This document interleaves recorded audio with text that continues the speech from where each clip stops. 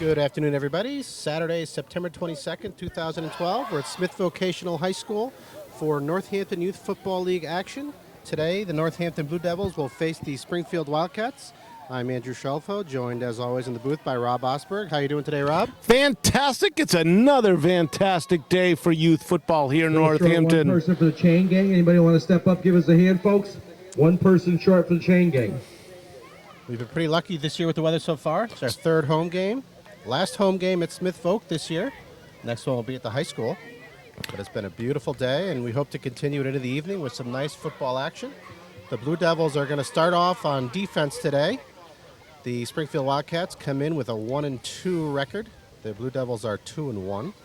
And as always in the Peewee level of games, there are no kickoffs. The Blue Devils will face the Wildcats at the Wildcats. Well, I don't know why they're lining up over there, but they should be lining up on their own 40-yard line. The referee is out there getting everybody straight.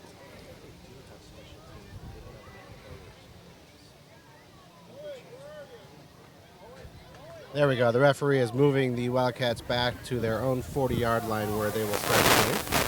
You'll also notice that there are coaches out on the field to make sure that the players know what to do and that they're doing things the right way.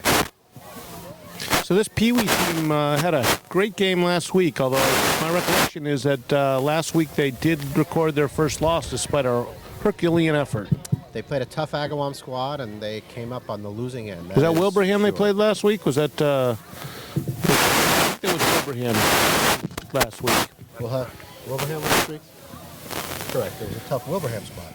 And I'm sure Coach Lamanna had. We talked about this last week. It was a very powerful offensive line for Wilbraham, so I'm sure the team worked really hard on their line play over the week. Let's see if that hard work is going to pay dividends in today's game versus the Springfield Wildcats.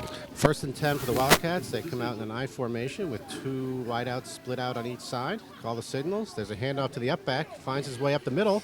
Met with a very stout tackle by number 22, Justin Rankins. Nice hit. A gain of about 4. That's a real nice hit by Rankins. I also see number 54, Cameron LaFountain is starting today interior line, and he assisted on that tackle. It was a solid game, though. It was a 4-yard gain. I think the Wildcats would take those 4-yarders and first down all day today. The Wildcat offensive line did a good job moving up a nice hole that led to the 4-yard gain. So here it is, second down and about 6 to go. Same formation. Coaches are making sure it was in the right place. Quarterback calls the signals, takes the snap. There's a handoff to the deep back. There's a fumble. There's a fumble. And it is recovered. By Northampton. Trying to catch a number on who that was. 59, I think. That was Will Shaw with the tackle, the strip, and the fumble recovery. That was. He imposed his will on that runner. Turnover. Blue Devils ball. In Wildcat territory, they take over 1st and 10 on the 38-yard line. Will Shaw is a 4th grader. This is the second year in the program, and his development from last year to this year has been remarkable. Well, that was a monster play right there. Now, even though they're on the 38-yard line, they actually only have 28 yards to go to score a touchdown.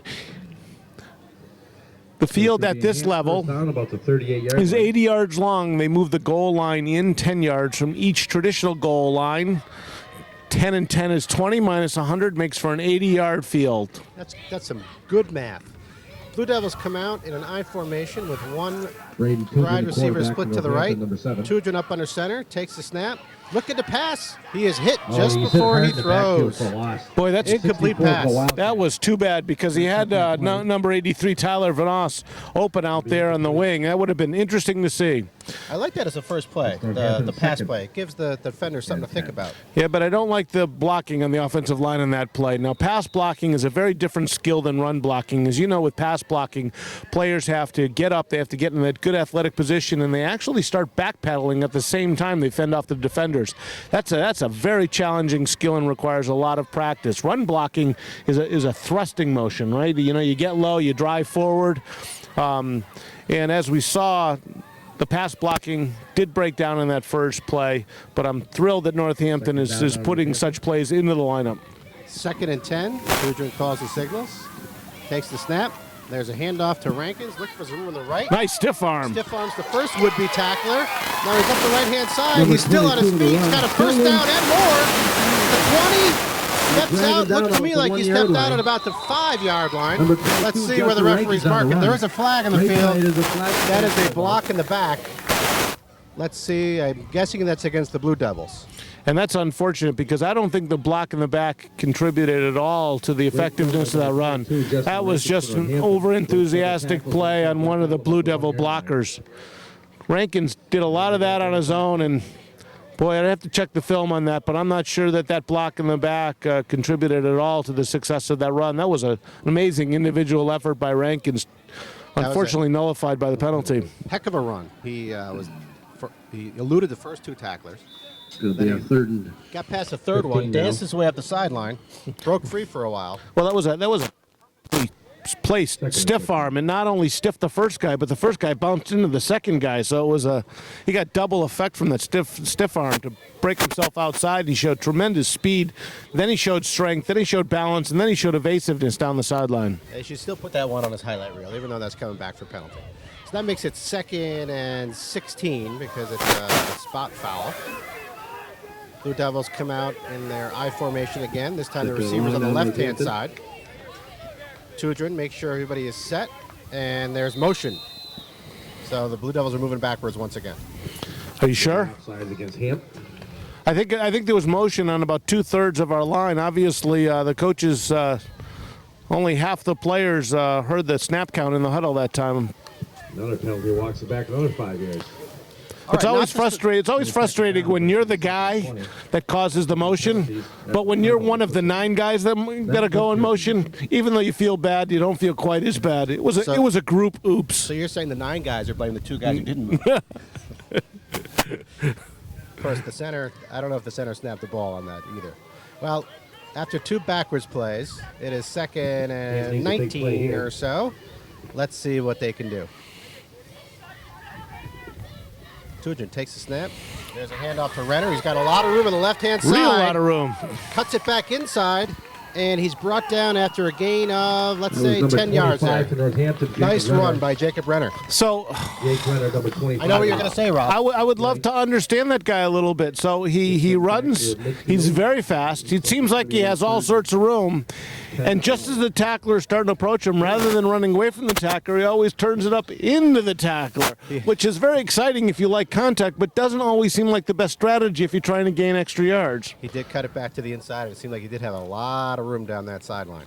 So, he's a little brother, and he must just love, he just doesn't know what to do if he's not getting banged on as a little brother. So he was looking for some contact. He found some. Third down on Northampton. 3rd down and 10. Trying to get something going here. Tudor takes the snap. There's a handoff to it's Rankins. That time, those 2 would-be tacklers. They were tacklers. They brought him down. They were. That's going to bring up a 4th and long. So we have to point out a play. As skilled as number 25 Renner is running, he unfortunately missed a block, and his running mate got hammered. One of the things that these players need to learn how to do, in addition to ball carrying, is when you're not carrying the ball, you need to be a blocker. And unfortunately, number 25 missed his block, and he set number 22 Rankins up for us. Big loss, bringing a 4th down. And the Blue Devils have elected to punt, which on the Peewee level means that they're going to move the ball 15 yards towards the Wildcats' side. So the Wildcats will take over on their own.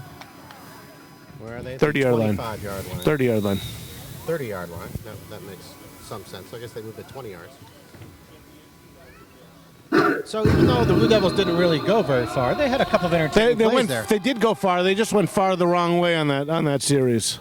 Tough penalty, two tough penalties, and a negative play. So the second time the Blue Devils are on defense, the Wildcats are in the same I formation. Quarterback takes the snap. That's a handout to the deep back who's got a big hole. He's got a lot of room on the left-hand side.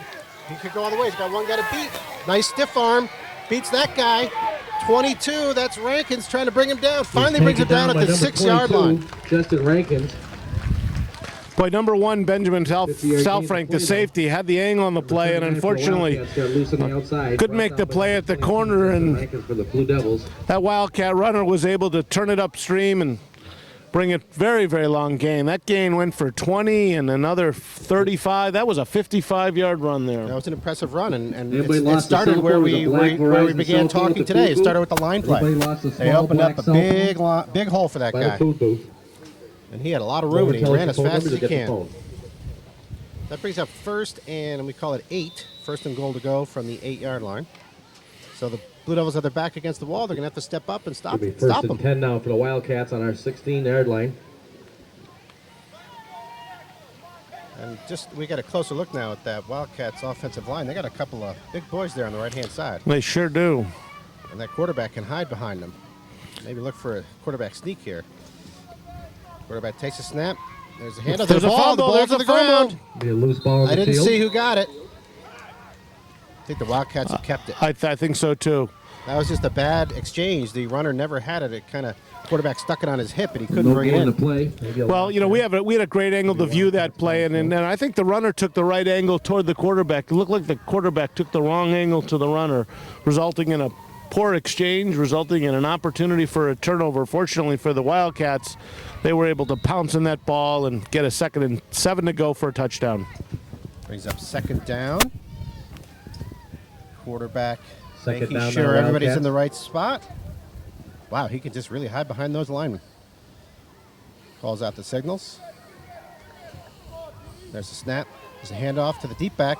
That's another confusing play. He's Finally brought down in the backfield by number 30, for Tyrese Northampton. Cox. Nice tackle in the backfield. Tyrese Cox. Red Boy, back, great side on him. great Number 30, form. Tyrese Cox with a tackle. So I Great can't- form on that tackle. I can't tell, Rob, if Third that down on quarterback was trying to Wildcats. fake it to the Defense up for back and Hampton hand it to the really deep holding the back, wall or up if that there. was just a miscommunication. Either way, they went backwards. There was definitely some confusion on that play. That's all we know. It was either a terrific fake or he was confused. Well, it's just a pleasure to have somebody else confused other than us, as so often it's us. Third down, and that makes it about 3rd and 9. Wildcats come out of the huddle. Third down now, Wildcats. Familiar And I Blue formation. Devil D is really putting the wall up there. Let's see what happens in this play. Quarterback takes a snap. There's a handoff.